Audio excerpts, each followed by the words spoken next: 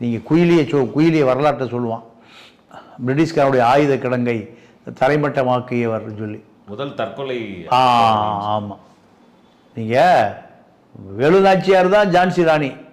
தமிழனாக பிறந்ததுனால கேவலமான அந்த இனம், தற்குறியான இனம், அனாதையான இனம், இந்த வரலாறு இல்லாமல் போச்சு. ஜான்சி ராணியை விட வேலுநாச்சியார் மிகப்பெரிய வீரம் செறிந்தவர், குயிலி வீரம் செறிந்தவர். இந்த வரலாறு இன்ன வரைக்கும் பதிவாகலை. ஏன் பதிவாகலைன்னா, வரலாறை பதிவு செய்கிற இடத்துல எதிரி இருக்கான், இவன் அடிமையாக இருக்கான். அதனால் குஷ்புக்களை கோயில் கட்டத்தான் செய்வான், சிலுக்குக்கு ஆப்பிளுக்கு ஏழை போடத்தான் செய்வான். காரணம், இவனுக்கு அரசியலே போய் சேரல.